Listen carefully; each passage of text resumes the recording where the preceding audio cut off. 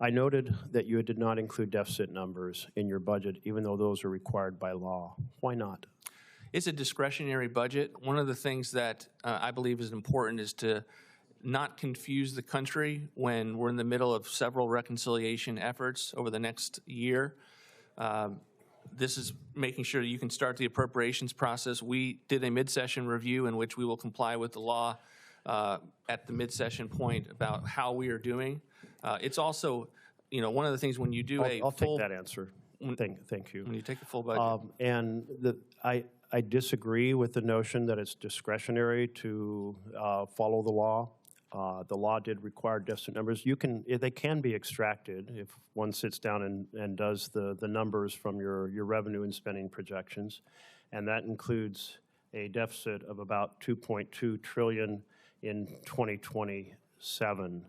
I think perhaps the reason you didn't want to include deficit numbers is you didn't want to draw attention to we are in a situation where we are not in a major recession. And you're not including in this the cost of the war, so that's not a factor. And yet we're continuing to drive this nation deeper and deeper into debt.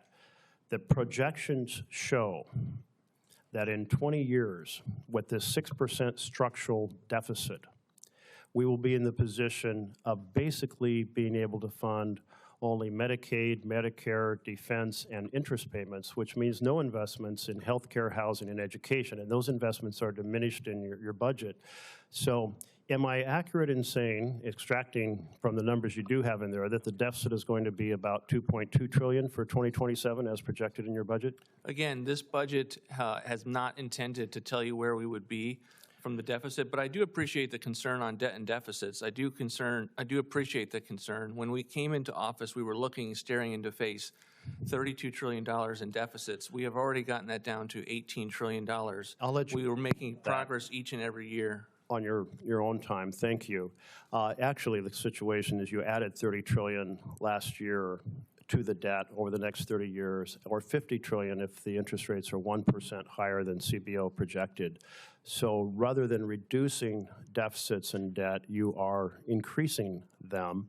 And this is on top of $8 trillion in hugely strategically misshaped wars in Afghanistan and Iraq, $8 trillion that was not invested in American families. And this budget continues the process of saying we don't care about American families. The foundations for a family are health care, housing, education, and a good paying job.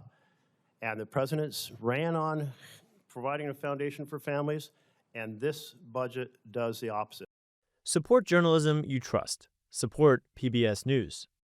Donate now, or even better, start a monthly contribution today.